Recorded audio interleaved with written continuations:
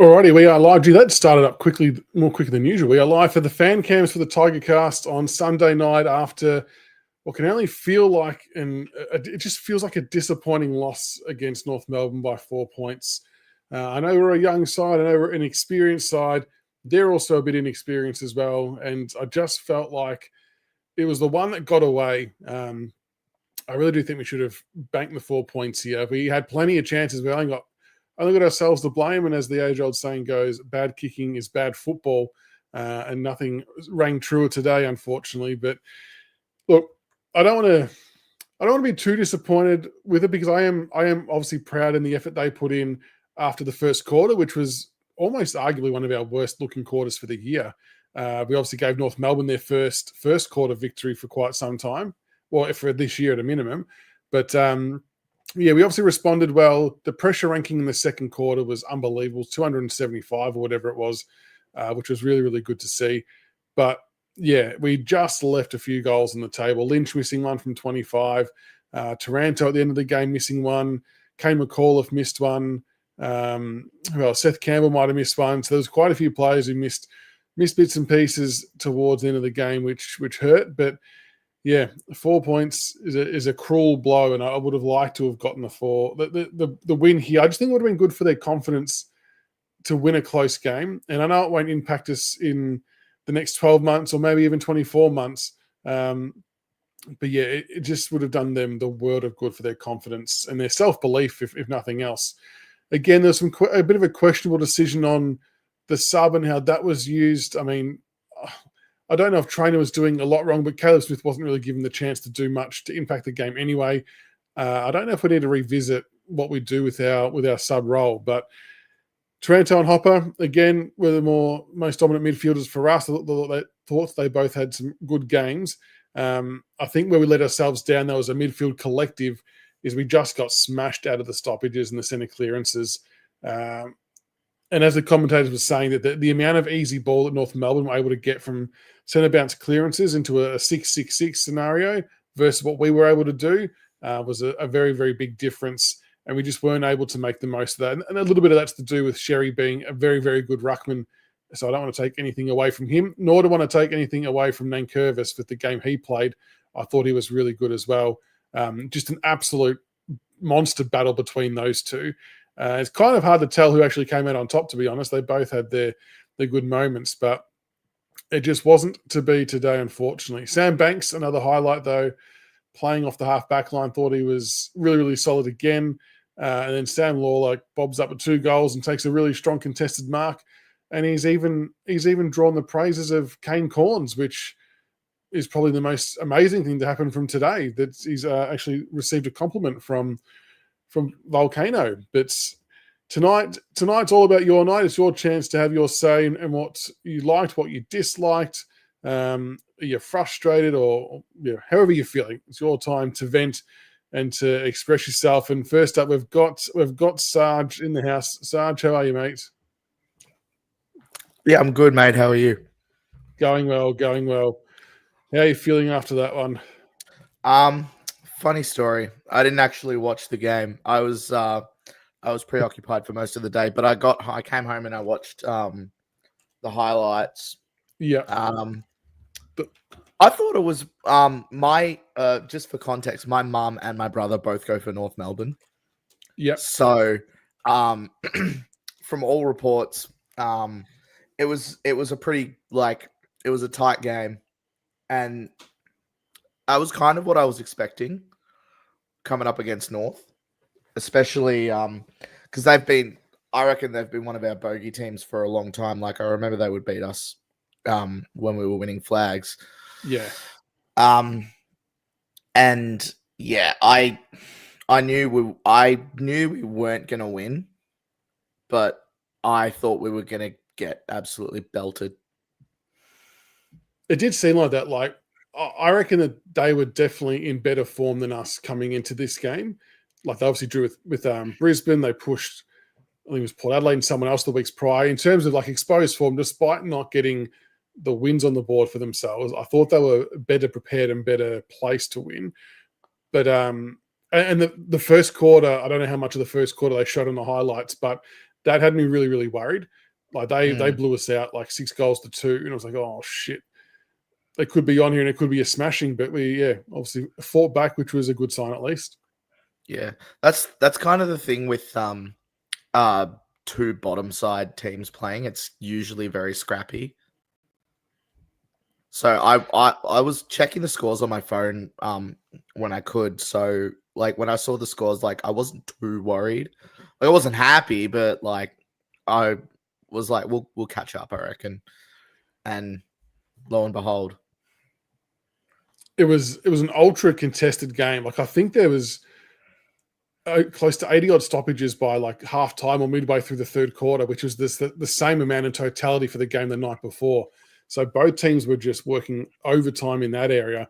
But I guess the difference was that we just couldn't get clean ball use from centre bounce stoppages. We just couldn't get that breakaway and have a nice inside 50 to a 6-6-6 setup that would maybe allow us to take advantage of it. Yeah. I saw a post on Instagram saying between Sherry and Nank, they had about 20-something tackles between them by half time. So they were both phenomenal, honestly. It was a great contest to watch them go head to head. It really was. Yeah. Like I thought, just on Nank, I thought from what I saw, he really held his own against Sherry. I thought Sherry was gonna throw him around like a sack of potatoes. No, I thought Nank actually did a lot better than I thought he was going to, if I'm being honest. I thought he definitely held his own, but it was just the missed opportunities. Like Tom Lynch, is there another player at the Richmond Football Club that you have more nerves about when the shot's from 25 to 30 out? I just can't trust him. It's so weird. Like 50 on the boundary line, you think, oh, he's probably half a chance here. But those easy ones, those regulation ones he should kick, he's just had a bad knack of missing recently, which has been hurtful a little bit. Yeah. What do you do with him at this point? Like, it's really hard. Like, I know I've just criticised him, but at the same time, if he wasn't playing, we'd probably struggle to kick past 40 points. So I think at this stage, we've just got to take the good with the bad with him potentially. Like, to be fair to him, he was not paid 2 marks that I thought they were both marks, and the umpires were probably just blindsided a little bit and couldn't tell. So that I truly think that rattled him a little bit. It threw him off his game. And that last one with Toby Pink, there's an argument to be made that he was maybe held in that contest as well and could have had a shot on goal. He's a Richmond player. No, I know. So enough said on that standpoint. But yeah, it's what would you do with him? Give him. Do you reckon he's due for a spell? Maybe because he's an older body. I don't think we can do that until Lafau's had a couple of weeks. Yeah, I reckon once he's up to speed, I think that Lynch will definitely have spells during even though he's not played the last couple of years, he's still an older body and it's still very physical and demanding. And I can understand why we want him to keep playing, but I just don't think we can do that until we've got someone like Lafau to replace him with. Like, we can't replace him with a Fawcett or a younger player, I don't think. Yeah. How many games did Lafau get into him before he injured himself? Well, I think he would have played almost half the season, I reckon, last year. Yeah. But then, so he played his first game back today. He played a half, kicked a goal, which was good. That. So he'll obviously work into it next week with and maybe another half or 3 quarters and so on. But I reckon we're about 2 or 3 weeks away from seeing someone be able to give him a chop out by way of a rest. Yeah. I thought Sammy Lawler was pretty well. That mark he took in the goal square, that was one part of the game I did manage to just watch on my phone. And that was incredible. It was a good grab, wasn't it? Like, he jumped early, but to maintain body position to grab that still, it was a thing of beauty. I had to watch that a couple times over and be like, how the hell did he grab that? Like, he kept eyes for the ball. He was probably the smallest bloke there. Well, Toby Pink was standing next to him, quite literally, and I'm not sure if Core was down there as well, but he didn't get that. He just wanted it. he just wanted it and converted it. So, Frank, It's I don't funny. think it's as far-fetched as you think, mate. He's an old player. He's going to be getting sore and tired, bashing. He's doing a mountain of work and doing a good job of it. But we also have to be mindful we can't burn him out either. I don't think it's as far-fetched as what you're thinking. I think we need to be realistic about where he's at with his age and make sure, and his injury history, make sure we manage that accordingly. Because we need him to play next year. We can't break him down this year to not have him play next year. So we've got to play the long game here. I think he will. There was something the other day where he said that he can't see himself playing anywhere else but Richmond. And I know players have got to toe the company line with those things, but I believe him. Like, he came to us, we got the glory with him. I think he'll stick around. I actually think he enjoys the teaching and the development side of things with these young kids as well. Which is good, because it's now his turn to teach the Jonty Falls and the Tom Sims of the world the way of the forward craft so they can carry on. Yeah. Jonty Fall, I believe, he had a very, I don't want to say bad game, but he had a very quiet game. He didn't do a whole lot. I think he was definitely more prominent last week. Yeah. With like getting to contests and stuff. And again, he's like all the young kids will. He's going to have peaks and troughs, pardon me, and he'll tire at some stage. But what I loved, the one bit of play from him that I loved was when the ball was kicked over his head inside 50 and he was in a foot race with his defender and he just dove on the ball and was able to dish out a quick handball to Seth Campbell, who strolled into an open goal. I thought that was a really, really good moment from him. And that's what we hope to see from those kids. You just want to see those small moments. And that was a really mature thing to do. And I thought he had great awareness and great recovery skills, and to get the handball out was good as well. Just on Seth Campbell, I love that kid so much. Like, another good game. I'm so tempted to get 44 on my next jumper. Like, he's fantastic. I reckon he's leading our BNF right now. Or just he'll quietly. be up there. He'll be up there. I reckon Taranto and Hopper might be leading the charge. It'll be interesting to see what the blend's like. Yeah, just because with the coalface week in, week out. But the stats don't lie in terms of Seth. What are they like? What's he ranked 19th or 20th overall in the AFL? I know that that data can be a little bit skewed. Yeah, but there's no denying he's having a solid year. A couple of goals again today, and he's doing well. Yeah, I'm excited to see his career play out. I think he's going to be something very special for us. And it's good to see him getting up at stoppages a bit more around the ground. I think that's good to use his creativity to get players out in space. So I don't mind that. Like I've said before, I wouldn't be against him being in the center bounce stoppages at times too. Like just to, just chuck a spanner in the works. But speaking of other players in the midfield, Kane McAuliffe, I thought I love him. I thought he was good today. I thought, look, and this is being ultra critical and harsh, I thought he let himself down with a couple of passes. Like there was a time where he was hitting up someone inside 50 by himself and overcooked it to Mansell, I think it was. Missed a goal that he would have loved to have kicked, but his endeavour, his work rate, he was on the ground a lot more today. I think it's evident that he belongs at AFL level, and we just need to keep pumping games into him. Yeah, 100%. Keep playing him. Keep giving him centre bounce attendances. Although he's been getting more CBAs than Lawler, which is a little bit concerning for me. Like I looked today, I think it was 12-4, I think, something like that. Yeah, Lawler had like 7 last week and less than a handful today. I don't know what's going on. They're naming him in the midfield, but he's barely playing any midfield minutes. A few people have floated the question, is Lawler due for a rest coming up? Because there's been a few games on short turnaround and things like that. Maybe it's a way to manage his workload. Yeah. Would be one way, rather than dropping him.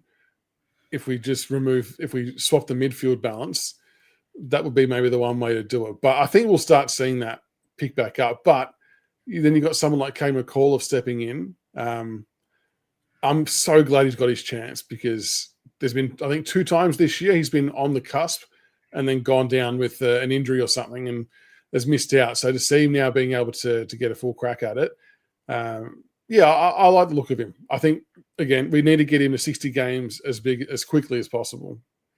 Yeah, he could be a real, like, I don't know who I could compare him to. He seems like a real Cochin type. The way he just seems like he's built for that, like, brutal, puts his body on the line kind of player.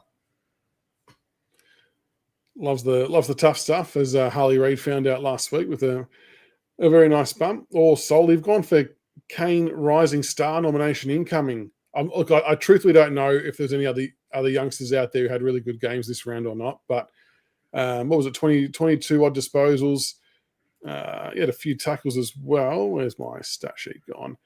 Tackles for Kane McAuliffe. 6 tackles, 4 marks, 1 clearance, 22 touches. I reckon if he had kicked that goal, he would have almost certainly secured it. But he might go close. I don't think any Richmond player is going to get a single Rising Star nom for the rest of the year. I mean, just because Luke Trainer missed out a couple of times, didn't he? When he could have been close. Yeah, I feel like the Lawler Rising Star nom was just like, all right, fine, you have the number 1 draft pick. We got to give him a Rising Star nomination. Just a token gesture. I don't know. I'm a big tinfoil hat wearing conspiracy theorist that thinks the AFL is against Richmond, which is the truth. But anyway. And finally, Camden McIntosh, 200 games. What have you made of his career at Tigerland? Bit of a stalwart of the club. I love K-Mac. He's a fantastic player. Seems like a fantastic bloke. I work at a hardware store, and apparently I've been told that he's come in a couple of times over the years. So I'm looking out for him every day. But he seems like a great bloke and a great guy to have around the football club. I hope he gets another contract, because I'd hate to see him retire. Yeah, I don't think I've seen anyone say a bad word about McIntosh. He's just one of those guys who is like the fabric of the football club. Yeah. And look, I know he's divided a few opinions this year in terms of if he should be getting game time or what position he should be playing and so on and so forth. But I think his work on the wing is still valuable at times if it's not fully working with the youngsters, and he's still got the tagging role as well. I'd like to see him get another contract next year, but I'm not sure we'd be able to guarantee senior game time would be my only stipulation. Because there does have to be a passing of the baton at some stage. But I still think there is a purpose for him for next year, having some of that senior player around the playing group, and whether that's in another coaching or developmental role at AFL or VFL level. I think just because we lost 1,600 games experience last year, I don't think we want to try and replicate that number again this year. I think you need to you need to have some type of a slow drip feed or holding pattern rather than just stripping it all off. 100%. Like, Gary, chill out, Gary. A lot of people think he should get a contract, and Sarge, he saw the highlights. I think just relax, bro, relax. I think, he's just because he's not a superstar doesn't mean he doesn't impact the game. That's all I'll say on that. And with K-Mac, and we've said this a lot on the Monday night shows throughout the year, it's often what he does without the ball. Like, one of the most selfless players in guarding the wing. So, I'm all for him for another year. I just think from an experience perspective, we just can't afford to lose too many more. And I'm assuming that someone like a Prestia might be in there last year. Lynch, we truly don't know, right? Whether we assume he's going to stay, but we don't know what's going to happen there. I think we've just got to be careful with the games ratio. That's all the balance. And exactly right. He's not going to be asking for 700K. It's going to be on minimal chips as a bit of a thank you and token gesture. Any other final thoughts on the Tigers or the VFL or anything like that? How do you feel about the draft? How do you feel about the Essendon game coming up?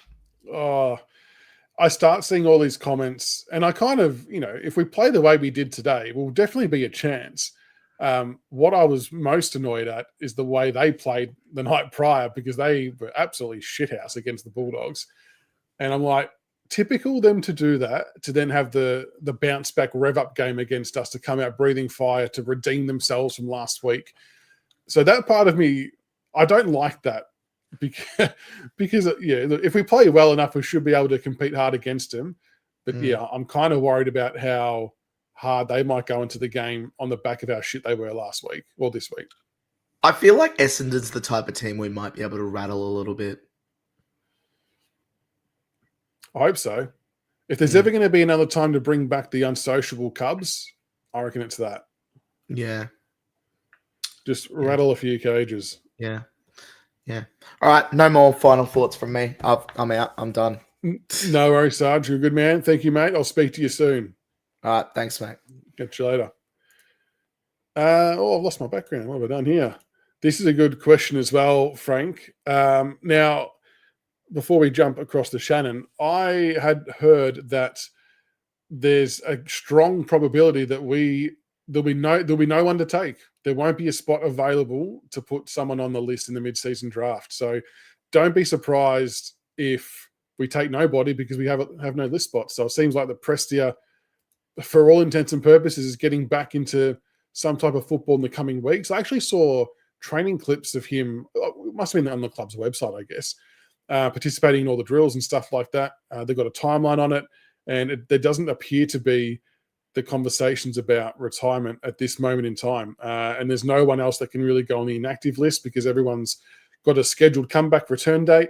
So there's actually a really strong probability that we won't have an active pick in the mid-season draft, which would mean we'll miss out on a McCarthy, a Razzo, whoever else it might be, which I'm sure will cause great debate between the fans. But anyway, it is what it is.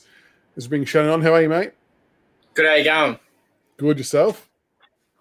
Oh, I've had a bit of a rough day. I got poked in the eye by my son, so I couldn't see out of my right eye for about half the day. So I was watching the game with one eye. I had a thing covering my eye, and I was watching the game like this with one eye. It was really hard to watch with one eye.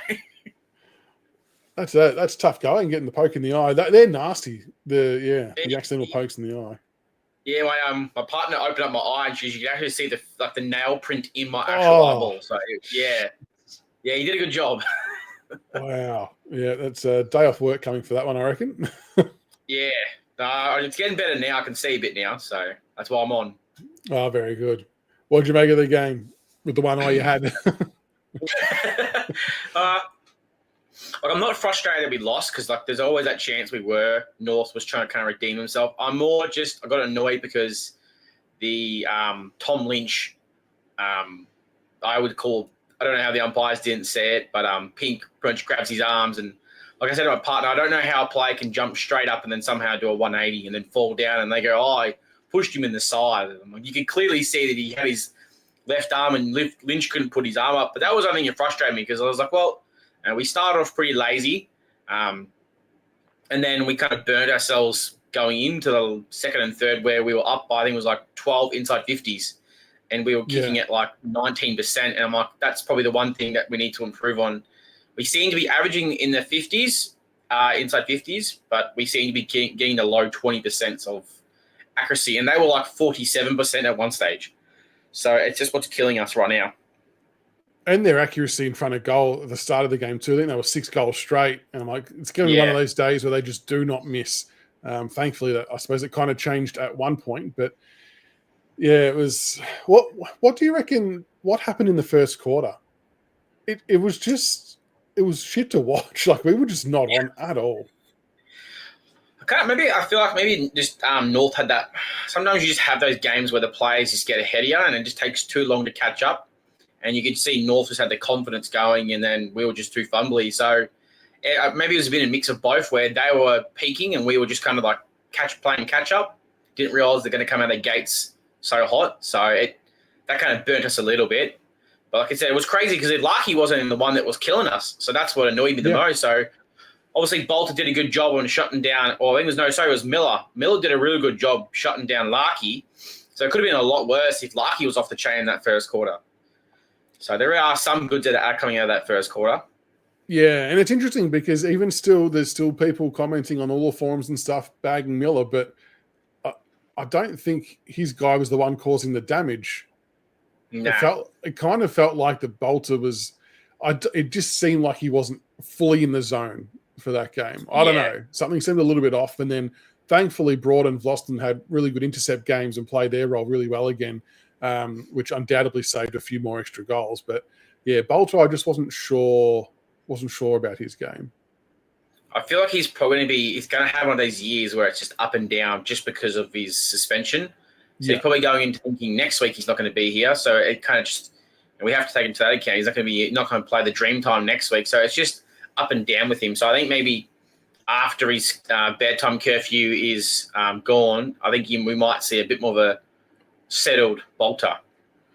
Hopefully, because when he's up and about, he's good. And I know I've seen Grok send this comment through a few times, but he needs to be told to stop trying to kick it 30 meters. Just boot the thing long and kick it 65 because if he has 10 kicks that are under 30 meters, he might hit 2 of them and miss the rest. It just scares me a little bit when he does that. He's not quite there. Like that was, if you can remember, Alex Rance was kind of like that at the start of his career. And then Rance kind of realised, I'm not that finesse kicker. I'm more that get the ball, handball it, or kick it 40, 55 metres away just to get it out of the area. I just think with Bolter, he's got to use that weapon. He knows he's got that 60 to 70 metre kick on him. Sometimes you just need that big, it takes some players 2 kicks to do that, and he can do it in 1. So sometimes it can be a bit of a sigh of relief. Yeah, exactly right. It's often you see it clear the first part of a zone, and it can actually cause a little bit of chaos because, no one predicts the ball going that far. But, wouldn't mind it gives the big forwards a chance as well to mark the ball because they're normally not, they're normally waiting for the ball to come down. Yeah. And you can get there faster. It throws all the back line out of chaos. 100%. Speaking of throwing the back line out, one of my observations, and I don't want to pin this on one individual, but it's just the example I'm going to use, but we do it a lot as a team. There was late in the game, Sam Lawler had the ball on the wing, and the North Melbourne defence weren't structured up at all. And I'm screaming at the TV, get it in there. And he held on to it for about 10 or 15 seconds and then went sideways to Bolter, who then kicked it to the same spot, but the ball would have ended up almost 30 seconds later. And North Melbourne have then got essentially their whole team in the back 50 flooding it. Am I missing something with that? Like, why don't we pump it in there quicker? I just feel like if there's 3 or 4 one-on-ones, we might lose the one-on-one, but we're still trying to chase the score and win. I would rather give our forwards a one-on-one chance because it actually could cause panic in the opposition defenders and they might give away a stupid free kick because they're not set up ready to go for this at all.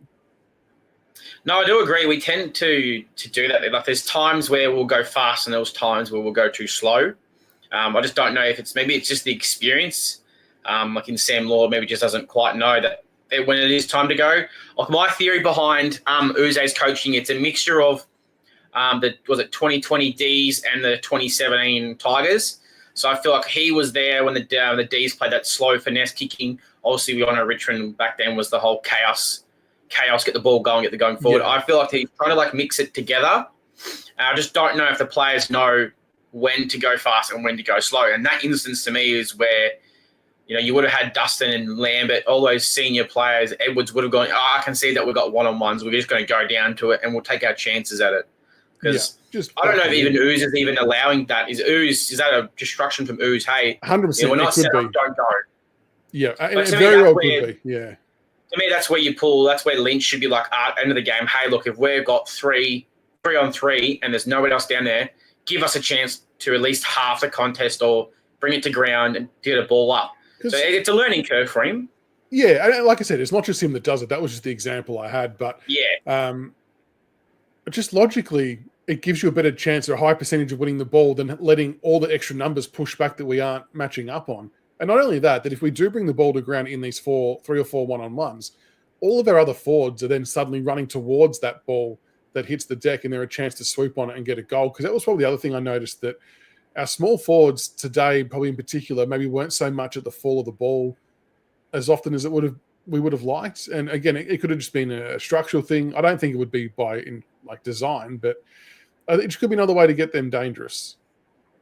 Well, you think that you would want to go down, considering we are playing the three tools, and pretty much all the three tools have quite good skills at overhead marking and a pack marking, as we've learned. With Sims and Jonty Full, they both love a pack mark. So I don't understand why you wouldn't do it. And then you should expect that, Seth Campbell would be down there to Crummett and Mansell. I would say Steely Green, but he seemed to have a bit of a quiet game today where you just kind of didn't see the ball, just didn't seem to find him. I know when I played footy, sometimes you just have those days where the ball just doesn't want to go near, but it just seems to me that he's having a couple of those games and you just need another small forward to know to be at the front of the pack. Because normally it's Sam Lawler for some weird reason to say that. He seems to be the one that, if the big forwards are going for it, he seems to be one at the front of that pack waiting for those crumbs. So maybe it's a new learning curve that they need to teach in the the development program. Yeah, he's got a good ability to find himself at the foot of the ball, Sam Lawler. A few people have mentioned Mansell, and I think I was a little bit frustrated with Mansell today. I thought there was 2 times he gave away downfield free kicks, and one of them was in the last quarter that I personally thought killed our momentum when Jack Darling ends up with a shot at the top of the goal square to put them, 12 or 18 points ahead, whatever it might have been. And I just felt after that we kind of then just stopped for a period of time, and we finally got our mojo back. And I know he means well, and I know he probably – some of those downfield frees are very, very line ball, and I often think a lot of them, not just for us, but in all games, I think a lot of them are simultaneous as they're kicked and they shouldn't be paid, but they seem to be cracking down on it. I just think I would just love to have not handed them 2 easy goals like that. Well, it kind of annoys me, especially with Mansell, because he's meant to be a leader. Like, if you remember the video they did at the start of the year where the team followed him around for the day, said he was trying to build up on his leadership skills. He's got to get that out of his game because he has been doing that since he started.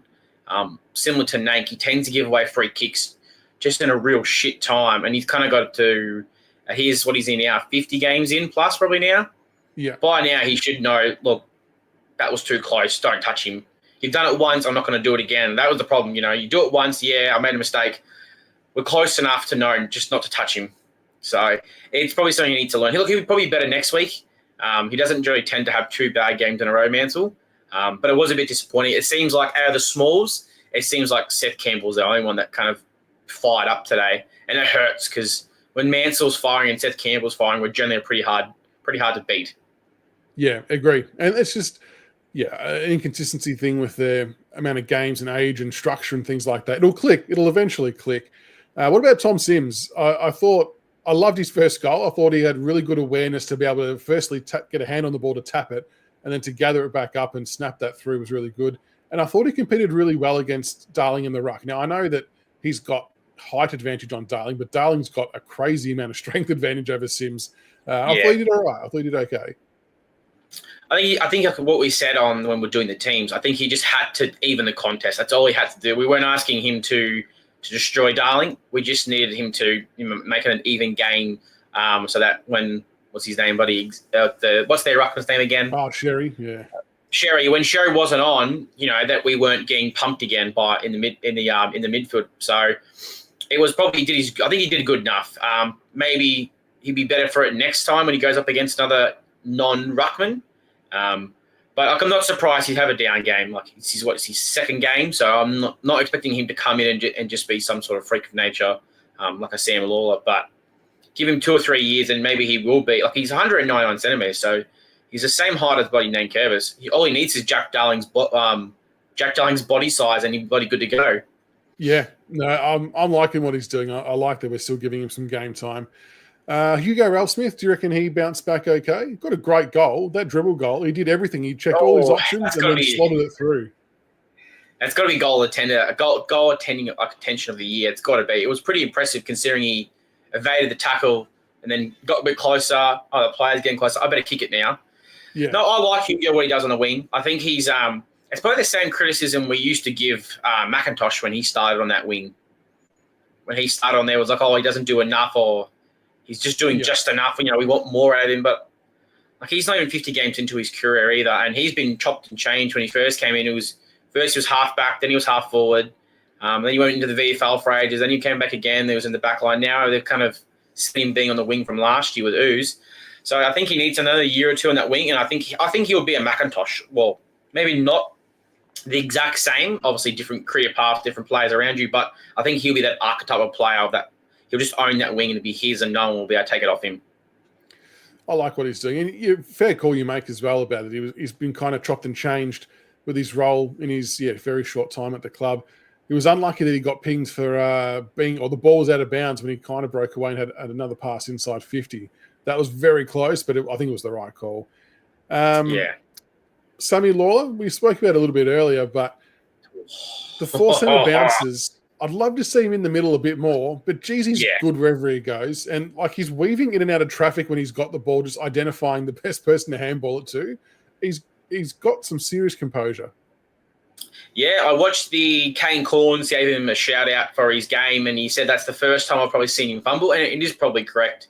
It's probably pretty crazy to see a guy who's in his 10th game, 9th game because he had that 1 week off, that doesn't really fumble the ball at all. Like he fumbled that one time, but it didn't go anywhere. He still just brought it back into his hand, still found a way to get rid of it. And it's not many, like Kane Corns said. I don't like to give Kane Corns credit. I'm not a big fan of him.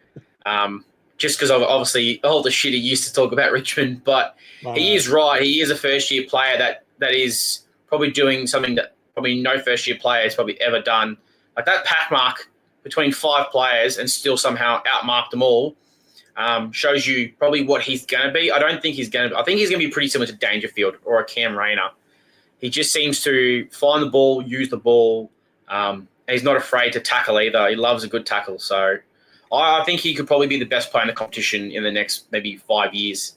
Give him a couple pre-seasons, as like we've all know that he hasn't had a full pre-season still. Obviously, that broken jaw tends to slow you down. He lost a bit of weight when he didn't want to, but he's probably going to be one of the best players in the competition, and shows you why Richmond and Chris O'Shea respect to him that called it back nearly a year before he's even drafted that this is how good he was going to be. He said he's the number 1 player. I think it was like 6 months before the season even the draft started, and he goes, he'll be him. So it just shows you, like, was it 16 disposals, and it was 2 goals, 1, I think it was? Yeah, 2-1, yep. Yeah, and he still got smacked in the face and still kept going. He doesn't seem to fake his free kicks either, which I kind of like.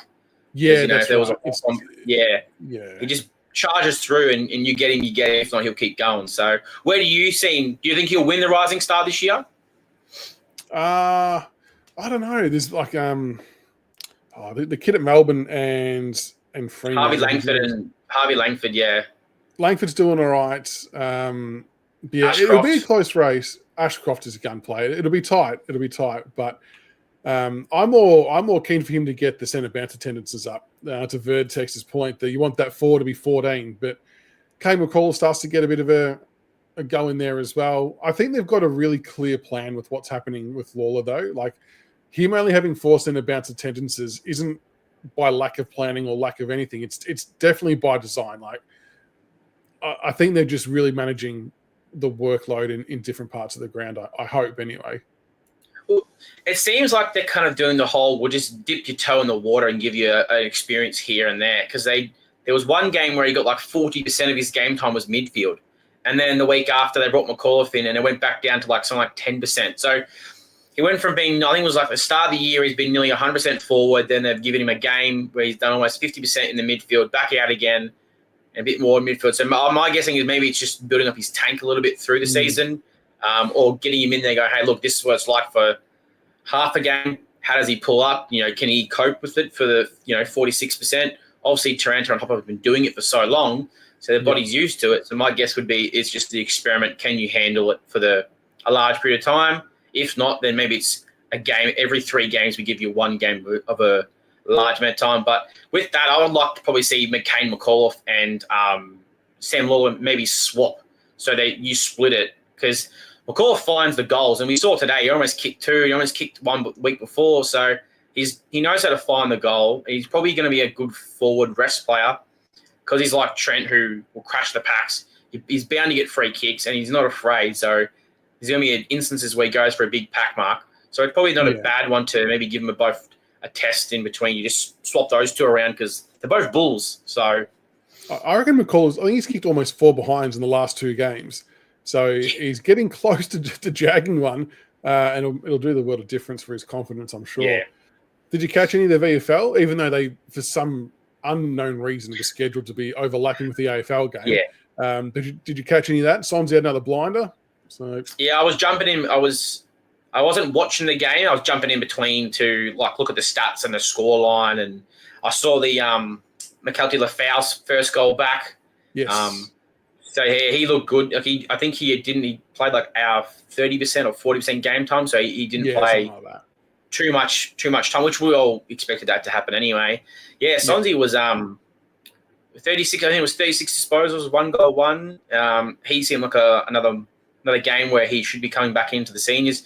James Trezise had a good game as well. He had 23 disposals. So Sonzy, it's hard. I feel like Sonzy's going to be one of those players either he'll go to another club and be a star like we keep saying, or he's going to be one of those players where the AFL's too high of a level for him and the VFL's too low. Like he's in that in-between player. Yeah. But I think you got to give him midfield time. You don't have a game with 36 disposals and a goal, and we lose by 2 points in the VFL, but as we're down by 40 points at one stage, and then it's all coming off his own boot. Like if he's not in the midfield, the team loses every week. So I'll stand by that because that's just how it is when he's not playing in the VFL. If he's not playing midfield time, that midfield gets destroyed. Yeah, no, I agree. I'll be getting him in there. I think we need to see what it's going to look like, but I just don't think it's going to fall that way, unfortunately.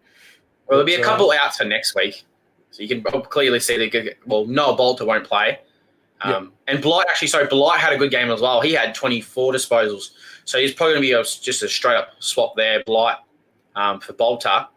But yeah, it's hard not to see him coming in because he probably deserves to come in. And I'm thinking probably a Steely Green. Maybe make him the sub. Maybe make I know it's probably not fair to compare to how he's playing the VFL. Maybe Sonzy comes in as the sub, and you just near the end, if you're getting smashed or if you're winning easy, you throw him in the middle and just give him a crack at it because why not? It's a sub. Yeah, got nothing to lose. No, I think we'll see him back one way or another. So I think we should. We should. Any final thoughts on the Tigers for this week or next week? That's a good one. It's going to be a good one. Who do you think we're coming in next week? It's a little. I know you'll do another video of the team, but you got any feeling from anyone from this game? I've got a feeling from this game we probably won't see Steely Green again. I think he's a bit burnt out. That's my final I can see that. Would still love to see Alga come in, although Morris Jr. had a blistering last quarter playing in the midfield. I know but he'd be used as a small forward at AFL level. But I tend to agree with the Steely call, and obviously Blight for Bolter seems pretty straightforward. Which, that's a pretty good game for a key forward or key defender. 20 odd disposals. That's pretty good. Hopefully, he took some grabs there as well. But I haven't seen all the highlights. I'll have to watch the highlights later. Yeah, I'm going to have to try and find them as well. So, hopefully one of them come in and do a good job for us. But anyway, I appreciate your time tonight, mate. Thank you for your thoughts. Hopefully the eye gets better too. Yeah, no, it's partially blurry on this side, so it should be right. I'll keep myself busy anyway. But I appreciate that. I enjoy coming onto your show, so I'll be here every time you're on. No drama. Sounds good, mate. Thank you. All right, mate. Catch you later. Speak soon. Bye. All right, so bring Seb on. Seb, how are you, mate? Welcome. Good, Michael. Yourself? Yeah, going well, thanks. I've calmed down a bit now. I was honestly angry after that loss. I know I shouldn't have been. The young kids and whatnot, but I just wanted the 4 points. Yeah, same with me. I really wanted the 4 points, but that first quarter, North Melbourne were just all over us. And to be fair, I had a feeling they were going to be on today because they were really good against Brisbane. I went to the pub for Mother's Day, and I actually saw Tom Lynch there. I was like, Tommy Lynch is here, and the game was on, and everyone was going nuts. So I had to put the sound on for the footy, and I was thinking about next week, I reckon that they might challenge us, and I was not surprised. But second quarter, we played really well, but then the problem was that Zerha just killed us. He destroyed us, Zerha. Yeah. He has a habit of doing that, doesn't he? Him and Jack Darling, even when he was at West Coast, are the two players that seem to always have good games against us. And apparently Zerha came in with a bit of a foot injury as well, so he obviously fought through that. But I mean, it was probably actually unlucky he didn't kick another couple of goals with those high fend-offs. He was just annihilating people. Oh yeah, absolutely. Those high fend-offs. was unlucky. But if that would have happened, he would have kicked in more goals. Like every time we play against Zerha, he just loves us. And same with Larky. Well, Larky didn't do much, but it's those two players that Larky and Zerha, mainly Zerha, just destroyed us today. Yeah, well, we actually did all right to sort of curve Larky's influence. I thought, Miller did okay. I thought he did okay. I felt early days in that first quarter in particular, I was probably pretty critical of our team defence. I thought it just wasn't working. Nothing was really working. What about Broad and Vlosten's game? How'd you see those two? I thought they put together another pretty strong performance. Yeah, firstly, love Broad and Vlosten, both my favourite players. They always give 100% out there. Like, I see Broady, he really rarely has a bad game. Same with Vlosten. Like, those two are our leaders of our club. They're both one club players. They both did really well. And what I love about them, they help the younger guys like, Luke Trainer, Jacob Blackman, he'll definitely come in next week to Malta. And then you've got, who else is on that halfback? Sam Banks and all those players. So that's what I love about Broady and Vlosten. Speaking of Sam Banks, I reckon he's 2 from 2. 2 good games in a row of halfback. Yeah, 100%. He's been phenomenal. Like, it depends if Short comes back in, but if he does come back in, he'll be a straight swap for Caleb Smith, which is I actually really like Caleb Smith, but one surprised they made him a sub. It was good to see Kane McFaller get some game time because he's another kid I really like watching. Oh, I think is your mic playing up? I can hear. Yeah, I'm on my headphones. Maybe that's why. Hang on, maybe I might take off my headphones. They're probably better.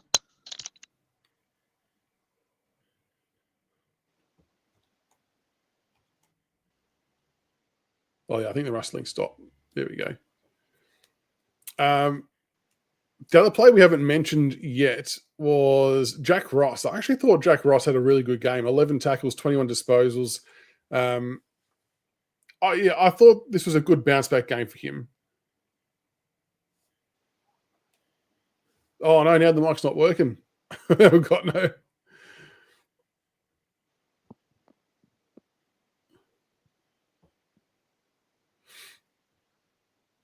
No, still nothing.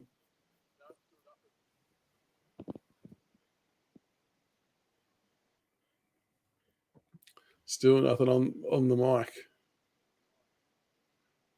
No, still nothing. Well, I might do. I'll leave you in the green room. I'll bring in Lawler and I'll come back to you. We'll get the mic stuff sorted and I'll come back. Lawler for PM. Welcome, Sammy Lawler. Hello. For PM. I love it. That way, mate. Yeah, not too bad. I got a different name this week. Thought I'd change it up. No, I like it. Obviously, you liked Sam's game. Yeah, no, he just gets better every week, doesn't he? I thought around the ball he was very instrumental. He's very clean by hands. Oh, he was good. It's that weaving in and out of traffic, isn't it? The composure, the vision. His eyes just darting around waiting for that option to come past him and really makes a mistake. Yeah, it's incredible to see for a player of his age the IQ that he has and just how calm he looks with ball in hand as well. Like, it's very rare to see that with such a young player. So I really think we've got our hands full trying to keep him for the long term, that's for sure. And like we've sort of spoken about previously, this is the worst we're going to see of him in terms of like no full footy preseason, first year in the system. This is the worst version of Lawler we're going to see, and it's pretty exciting. Oh, it's crazy to think about. Like, he's only 18 and there's so much footy left ahead of him, fingers crossed. And he hasn't had a bad game, really. He's had a few quiet ones, but nothing, like, he hasn't been like, oh God, drop him. He's been very, very good. Yeah, there's been definitely some times he's faded in and out of games, which is to be expected. But in terms of like impact or ball use and quality of ball use, I don't think that's ever really come into question at all. What about Luke Trainer, another youngster? He got subbed off today. What did you make of his game? Like I mentioned when I spoke on last time, that I've always thought he was a good young player coming through. I do think today was probably one of his weaker games. I don't think he was bad by any chance, but I think he kind of struggled just a little bit in terms of like the pace of the game. He did kind of work his way back into it, but I do think the sub was warranted. But, you know, everyone's going to have a bad game every now and then, especially for a younger guy. But I don't think it deems him to be dropped or anything over the coming weeks. No, and yeah, if he needs a rest, he needs a rest, but he's not doing too much wrong, so I'm enjoying his work. An interesting question from Danny. I'm going to turn it into a question anyway. Banks takes over Short's spot. Do you reckon that's fair? I think Banks has had 2 good games in a row, 20 plus. He's very similar to Jaden Short. Very similar in terms of play style. I think similar to the Jaden Short in our prime years. 100%. I think Jaden Short, obviously being an older and more mature player, he's got like a better IQ. But that being said, I think Sam Banks has a very good chance of being a mainstay in the team. He's pretty good by foot, and he's always in a contest. He's never really just been a mug. He's always getting involved, and I think he's another one to really look out for. And unfortunately, as much as I love Shorty, I think his time at Tigerland might be coming to an end. He's just been on the decline, I think, unfortunately. Yeah, last year wasn't a great year for him, was it? I mean, it wasn't that long ago he won the Jack Dye medal, but he just hasn't ever recaptured that halfback form that we are kind of expecting. So what would you do, though? Obviously, he may be available this week, depending on the knee soreness, but Banks has now put together 2 really good efforts in a row of halfback to the point where you would have to say that we probably look better as a team from a rebounding and counter-attack perspective. Does he have enough runs on the board to walk back into that role? Like I feel like that might upset a few.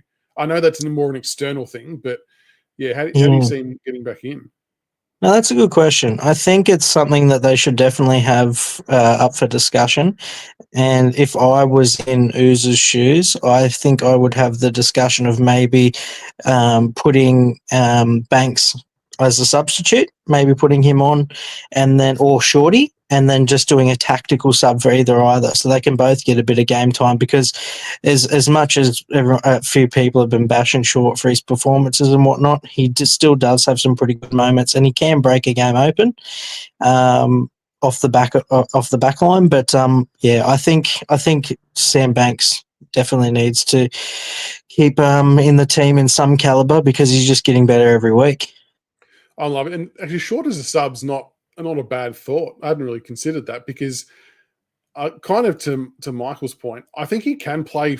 I think he could play forward a bit. Maybe I'm not sure if the club think he could play forward a bit, but and maybe might reinvigorate him trying something different. I know I've always been a fan of trying him somewhere in a different position, but whether he's up for it or not, I'm not too sure. But he can kick a goal from 60. Yeah, why not? Why not let Banks keep doing what he's doing and try Shorty up the ground a bit more? Yeah, I don't think that's a bad shout. I feel like he has to be there in some way, shape, or form just for his experience. And I think having him out there, can make it like is good for our team, and it's very beneficial.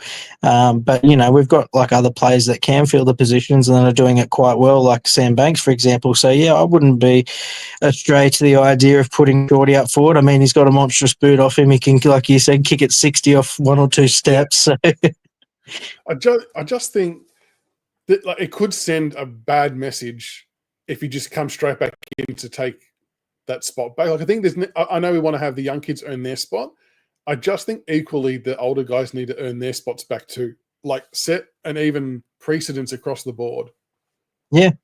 100%. It's a new coach. I mean, Dimmer's obviously no longer there, and Dimmer showed towards the end that he had his favourites, and there were a few people that didn't deserve to be there, in my opinion, and they kept getting runs every week. And I think with Uze, he's been there for 2 years now, and I think that he needs to set the bar pretty early. And if you're going to put on a poor performance, then the other guys that are playing better need to come through and need to be rewarded, because if they're just going to be racking up touches in the VFL, they're not going to seek to stay at the club. So I think they need to really set that standard early. And I think that's something that Uze is very capable of doing, I believe. I agree. I think there's going to be some very big selection issues ahead of him in the coming weeks. Warren brings up Ross, Dow and Lawler. I want to target and zone in on Dow for a second. What did you make of his game? I thought it wasn't wasn't a bad bounce back game after it was maybe a bit of a lower game from him the week before. I thought he was good. Yeah, I thought he was very good around the contested ball. He laid some pretty strong tackles, especially around the third and fourth quarter when the game was really up for grabs. I thought his inside ball work was really good, and I do agree with you saying that it was a good bounce back after a quieter game last week. But the one I really thought, and I've always been kind of half on him because he has a good game one week and the next week I'm like, mate, why are you there? With Jack Ross, I thought he was like, I'd take my hat off to him. I thought he was really good around the ball today. He was. Very good body work. He was all over his man, and he didn't really allow anyone to get through him. He was wrapping up tackles, and he was a hard man to get through. So I thought all the mids kind of played well. I did like McAuliffe's game. That's one thing I did want to touch on. The only thing I feel really let him down today was his disposal efficiency by foot. He was a bit rough there. Yeah. But other than that, he's not afraid to go for the ball, is he? He just throws himself at it. He reminds me of Jacob Townsend a little bit, to be honest. That's a good call. He's definitely like put on some significant size in the off season, and he's just shredded. Like it's all muscle. So he's definitely feeling okay to throw himself around. And I agree with you. There's one or two passes that I'm like, I wish he had hit that one. But young kid's still learning. He'll clean all that up. But it's the endeavor and the commitment to the chasing and tackling, doing all those small things that counts. I've started to see a few comments, and I'm starting to believe this to be true. But it really does look like that Uze's got everyone buying into whatever they're trying to do. They feel, even though it can sometimes look disjointed because it doesn't work for 4 quarters, but when it does work, it seems like everyone's on the same page and buying in, and it looks good when it happens. Yeah, look, I'm actually really inclined to agree, especially after the first quarter today. I thought I was texting my old man after the first quarter. I'm thinking, I said to him, Jesus, this is going to be a blowout. Yeah. And the way I don't know what he said to him. Obviously, that stays between him and the players at quarter time. But I think he really got through to them, and to see a young group of players be able to, 24 points isn't a massive margin, but for a young team, especially in the first quarter, it can be quite demoralising. But to see them respond as quickly as they did and as efficiently as they did, I thought was very good. Ultimately, it was very sad to go and disappointing to go down in the end, but I thought the fight they showed was really good. And I mean, if we can keep stringing those kinds of games together and playing the full 4 quarters, I think that will be a very, very good side in the next few years. I think your point about the speed in which the response happened is the most critical point then. It's a really, really good point, because I was thinking the same thing. I'm like, first quarter, I'm like, that was a complete schmozzle of a quarter for us. I too thought it was going to get away from us pretty quickly, but I think we kept them goalless or to 1 goal in that second quarter. Yeah, they didn't kick much at all.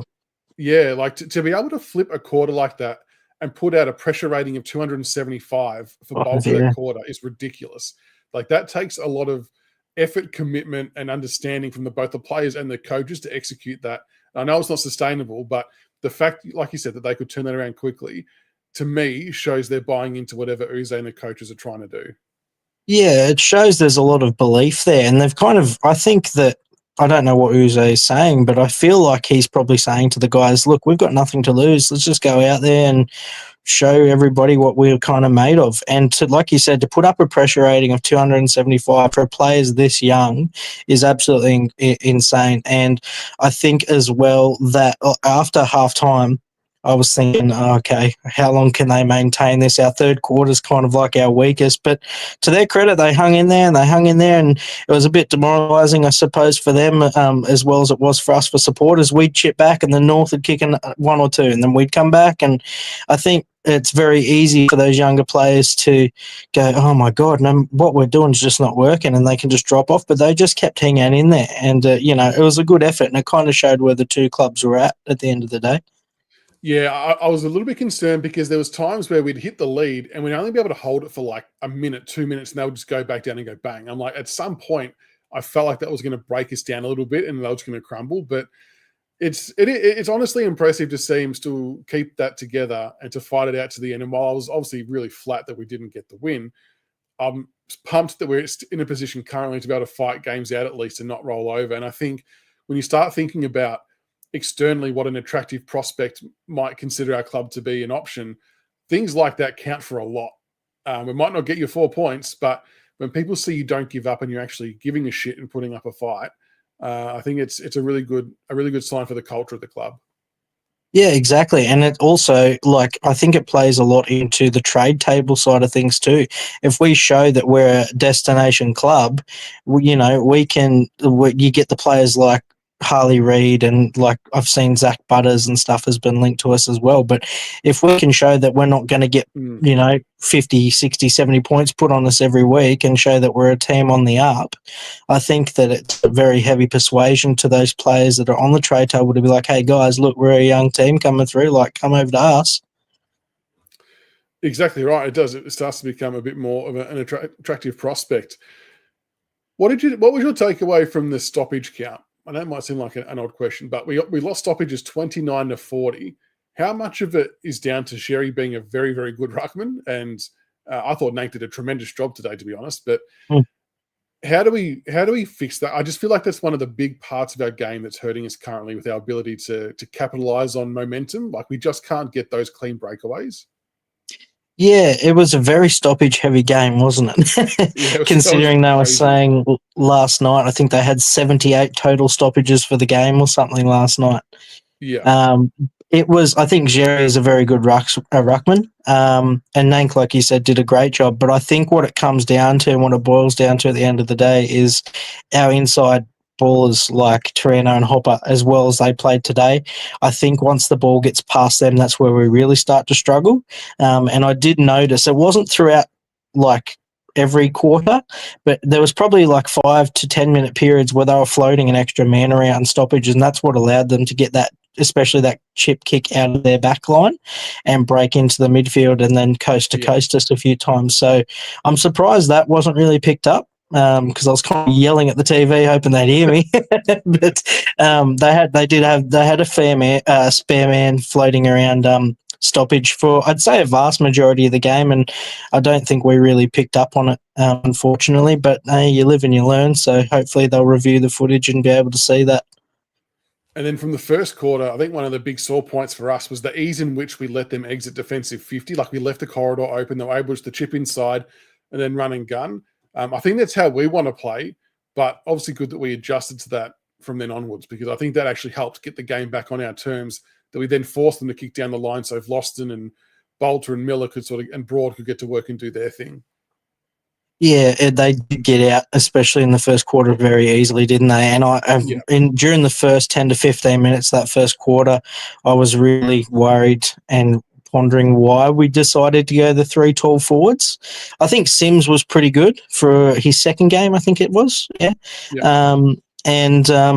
I thought he was pretty solid. Like, as a young player, obviously you're going to dip in and out of that kind of momentum state.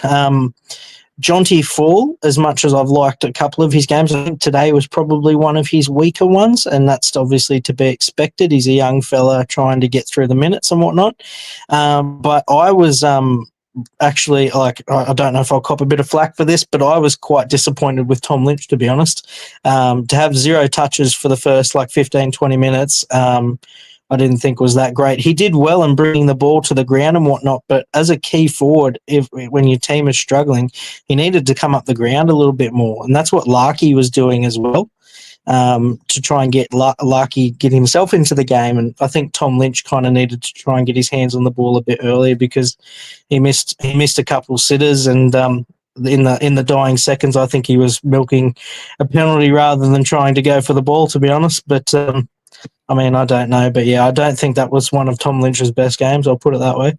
He had some good and some bad moments, didn't he? Like, he had that really good goal he got late where he just pushed Darling out the way in the ruck contest and snapped it and got us back in it. But yeah, it was I think he kicked 2 goals, but it could have been 4 or 5 really if he was paid a couple of marks early and maybe that last one. But yeah, it's really hard because, again, I think with Tom, I think we've got to take the good with the bad.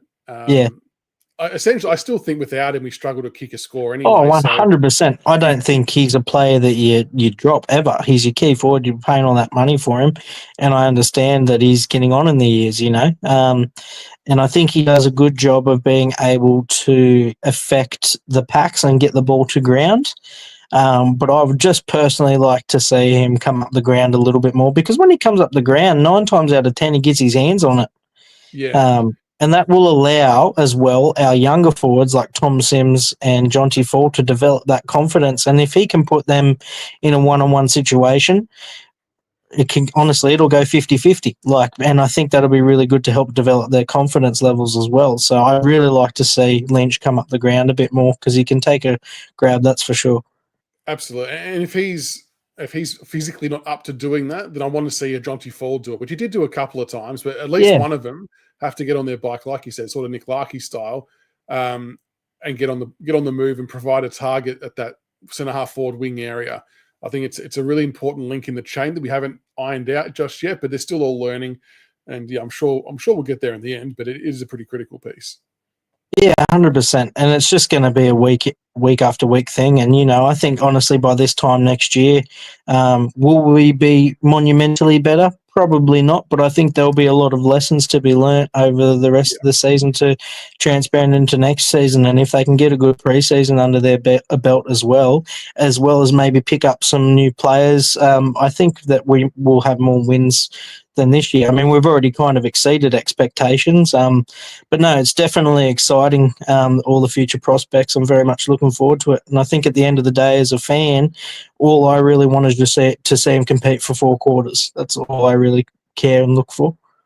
100%. On the future players for next year, before we let you go, are you a take the 2 picks to the draft camp, or are you in the camp of trading them out if an opportunity presents itself, for example, a Harley Reid or a Zach Butters? That's a good question. If I'll put it this way, if we go through a few more rounds and Harley Reid starts to get a bit of a wriggle on, I would flick him some of those picks. But if he kind of has the form as where he did towards the start of the year, where he's a bit quiet, I'd say to develop our future more and give us more options, definitely take those 2 picks to the draft.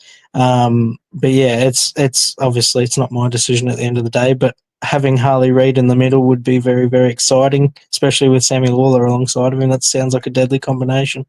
Yeah, it wouldn't be bad. The other one, Juddy Clark, did you catch any of his work in the VFL today? I think he had about 20 on disposals, kicked a nice goal at the end to bring it within 2 or 3 points. I feel like he's edging ever so close to being knocking on the door for senior selection. Yeah, I'll be honest, I didn't get to see the game in its full extent. I did see highlights, and to have be out for so long with the injury he had, I think he had a very good game. And I do agree with you. I think as well, especially to have him up forward, because he's very quick and very versatile. I reckon he would be good up there. And he can kick a goal. That's personally where I'd play him. I think in the VFL, they've played him in a few different spots in the past. I think they've had him down the back and forward. They've had him all over the shop a couple of times.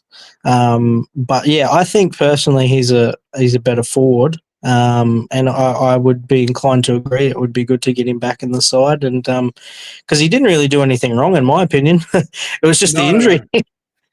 Yeah, pretty much. Yeah, I think we'll see him in sooner rather than later, which is good. Again, it's competition for spots. It'll be some fresh faces, fresh legs. I know that can maybe cause a bit of an issue with team stability and things like that, but I think he can add a bit more of a different dynamic to us in a few different spots. Even the wing, he could maybe get a run on as well. Yeah, he's a very versatile player. I think he's got the height and the foot skills and just the cleanliness in general to be able to play where he's required. Out of all the spots, I think he's probably more suited to that forward line / wing role. I don't really see him as like that half-back runner because we've already got a few of those players in Tom Brown, Sam Banks. And yeah, I think that getting him back over the coming weeks would be a very good prospect for us. And I think he'd be able to actually notch up a few goals when he gets out there because he's pretty crafty. I agree. I'm looking forward to seeing him out there. So any other final thoughts on the Tigers from today, or your thoughts on how we might go next week? Next week we play GWS, don't we? No, we've got Bombers, Dreamtime. Bombers, that's right. Bombers, then GWS. Yeah, I think I think the Bombers Dreamtime game will be very, very good because both sides are kind of at a similar stage of development at the moment. I think that game is going to be very, very close, and I think fans will definitely get their money's worth. Yeah. And today, I think they did credit to the theme song. They may not have fought and fight and win, but they definitely did fight to the very end, and that was very good to see. So, just as supporters, everybody just hang in there and enjoy watching the young players come through and develop because, very, very exciting times are ahead. So let's just keep rolling as fans and stick behind the club. And I reckon a few more years' time, we'll be rolling in it again. I think so. I think if nothing else today sort of says that our development is heading in the right path, maybe in comparison to North, they've been ahead of us in terms of their amount of years in the rebuild, and we're still matching it with them. So that was a good sign for us too. Yeah, we got a very good idea of where we're at, especially when they've been in the development phase for the last few years, like North Melbourne, to come across them, and when they've been rebuilding for a while. I think it was good. Obviously, it wasn't a good result in the end, but to be able to hang in there and run the game out, I thought was very positive. But I'm looking forward to next week, and I'm very much looking forward to the GWS game because I'll be down there watching the boys battle on. Oh, very good. Well, hopefully we can it'd be nice to get the dub against Essendon, then we can head down to GWS and hopefully you can see a win live as well. For sure. Thank you so much for having me on, and I'll catch you next week. Sounds good. Thanks, mate. See you later. No worries. See you later. All right, we'll try Seb again. Seb, we got you there with the good mic. Yeah, I'm here, mate. Can you hear me? Here he is. Yeah, got you there. All good, mate. All clear. All good. Second time's a charm there. So, where were you again? I think the last thing I asked about was Jack Ross. Yeah, that's right. Yeah, back to that. So yeah, Jack Ross, he had a really, really good game. Look, he's been playing really well. He's having a good season. I see him playing a whole season. Like I've said it at the start of the year, he's just been phenomenal. And putting him in the guts is just where the difference. Like playing him on the wing, I'm like, no. But when you play him that in the guts, he's that type of player. He's not a wingman. It was for me today with him. It was the defensive side, and not just him, but like a McCall as well. Dow. I think just the cornerstone of having a good game is when everyone's on the same wavelength with the 1%ers, the tackling, smothering, shit like that, just the basics. And I feel that there's been some games where we've not done that very well, but to hit 92 tackles in a game, both teams did, is a huge effort, and that's well up on what we usually get. Oh yeah, absolutely. Like I noticed some other games we never tackle, but with this one today, we did a lot of tackling, and I pray they do that against Essendon because that's what I'm noticing. Like we're just not doing the tackles as much, and now it's coming back. That's what's making the difference. That's what's making us competitive. So yeah, the tackles is going to make a huge difference. And what's interesting about the tackling is I read a couple of training reports from later in the week that there was a really heavy emphasis on tackling to the point where I think Trainer got crunched a couple of times, Nate got done a couple, like they were actually, what it seemed like from reading, were cracking them really hard against each other. So I kind of get the vibe that somewhere along the line during the week that was made a big emphasis, and it obviously paid off. They could be knackered by the end of it. But like you would love for that to be your minimum standard because there were some games we weren't even cracking 35 tackles. Now, to me, that's unacceptable. That's no excuse. Yeah, and in the first quarter, North Melbourne were breaking through quite a few tackles as well. I'm like, shit, here we go. But then we tightened up and we started nailing people, and it was good.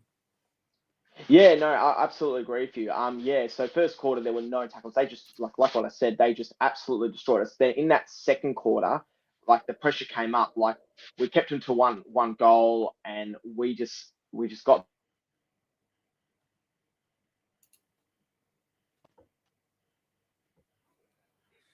Oh, it's frozen you. Flipped on the side and frozen.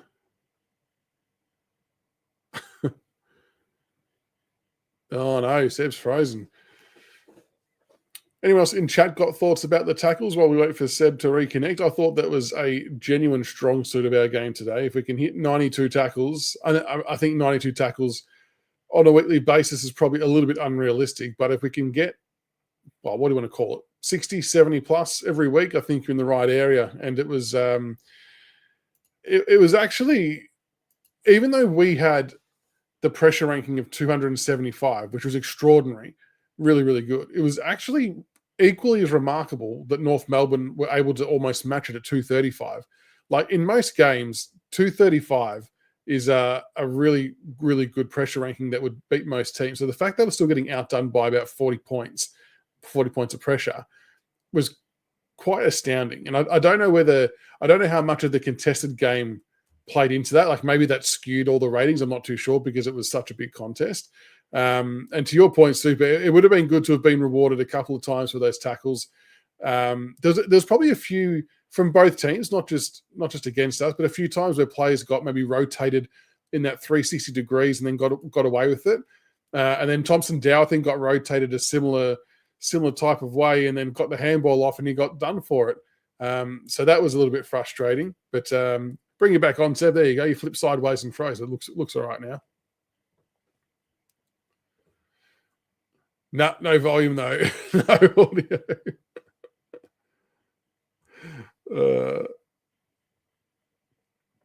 Yeah, I tend to agree, Zoran, that we still can't hear there, Seb, but we should have been in front at halftime. I agree. We kicked ourselves out of it a little bit, unfortunately. Umpiring was dog shit, and so it was. Look, it had its moments. Like, still can't hear, still no audio. There was the deliberate out of bounds from, I'm going to say LDU at the end. We just handballed it over the line. That was probably a little bit iffy. But yeah, look, sometimes you take the good with the bad with the umpiring. Jesse, agree. Having Seth for 7 years would be good. Like there's genuine concern when Tasmania come in. I'm sure those conversations have already been had. They've already hopefully in the works of renegotiating and doing all that kind of stuff.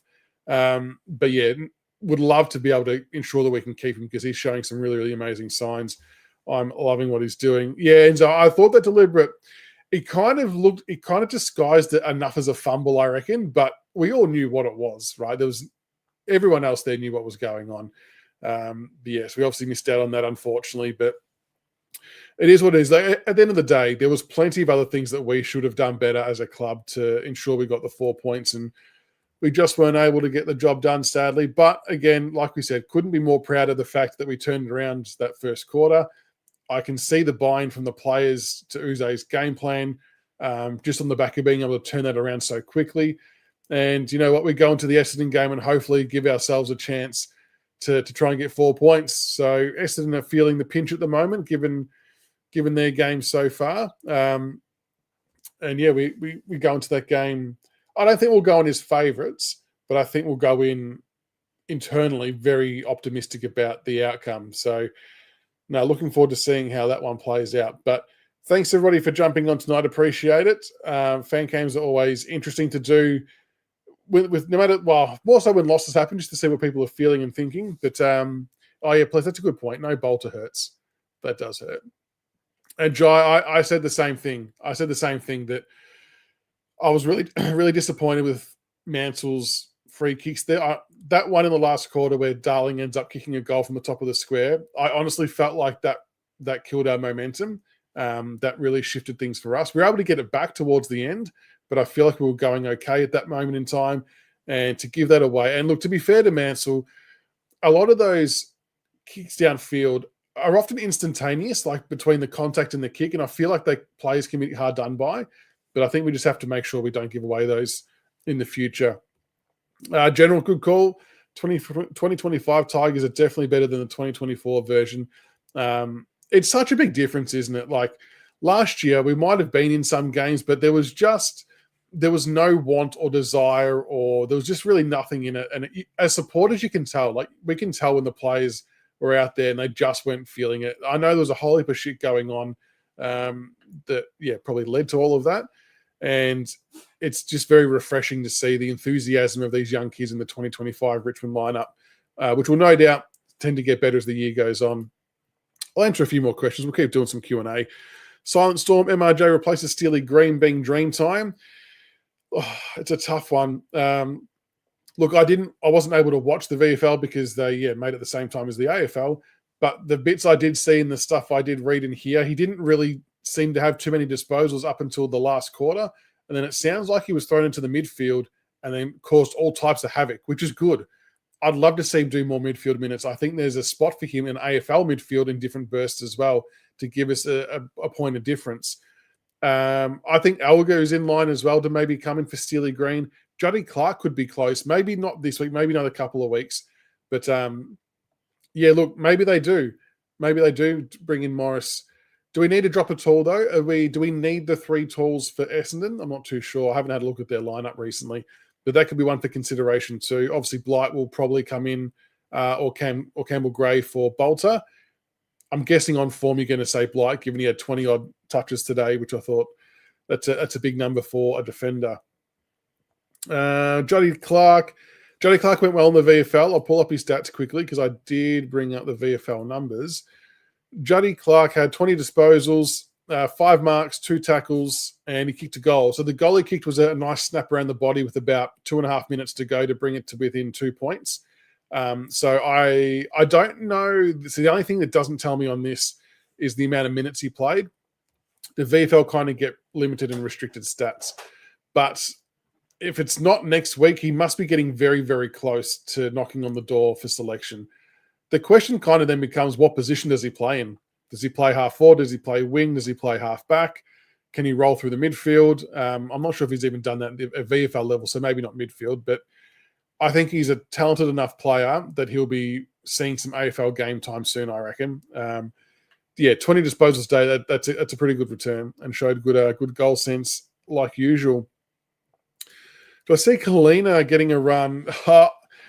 I'm probably one of his main supporters, to be honest. And look, I think it's a big stretch for him to play AFL at this point in time. I love that we persevered with him because I felt that we mismanaged the back injury last year, and I thought we owed it to him and to us to make sure we got a full year of seeing what he could do with a back that wasn't cooked. He does some good things at times. It's just a consistency thing. Like, we just won't see him be good enough for long enough. But whilst him being there probably helps Hayes Brown develop a little bit as well. And then obviously Samson Ryan's going to come back into the equation in maybe 1 or 2 weeks too in VFL or AFL capacity. So I think having the 3 of them down there gives us a bit of flexibility and some chance to rotate positions around. I don't think he'll crack it at AFL level. But I do like what I see at VFL level at times. But I suppose the question then becomes, are we better off? Is there a list spot available that we could give to someone else in the future that we might get something more out of? I guess that's the other question. Green out, Clark in. Wrong one. Yeah, I just don't know if Juddy needs another week or 2 from a fitness standpoint. And like I said, it's because it doesn't show you time on ground. So he played Casey. So what is that? Is this his 3rd game? I think 3rd or 4th. He'll be close. I mean, if I'm dropping Green, I'm probably looking towards Elgar first, then maybe Clark as well. So we'll have to see. Yeah, he'll be there. He'll be there soon enough, though. Jody Clark, I reckon, there soon enough. Great to see. Yeah, good call, General. It was very good to see Dusty in the rooms today. Saw Tom Lynch giving him some love. So always good to have the great man around. You'd love to see what type of conversation someone like a Lawler has with a Dusty. And all the young kids who obviously didn't get a chance to play with him, but hopefully he could have imparted even just a small amount of wisdom into them along his travels at the ground today, which would have been good. So anyway, that's probably going to be a wrap for tonight. Thank you all for jumping on board for the fan cams. Appreciate the love and support. Thank you for everybody in chat too. We'll obviously be on tomorrow night for the live show, Monday night, 8:30 p.m. So make sure you tune in for that. As we take a look at, the week coming up against Essendon, which will be a big, big game. Dreamtime of the G, always a big one on the footy calendar. And hopefully we can repeat the pressure performance and try and get a win this week. So thanks again for your love and support, and we'll see you all tomorrow night. Go Tigers.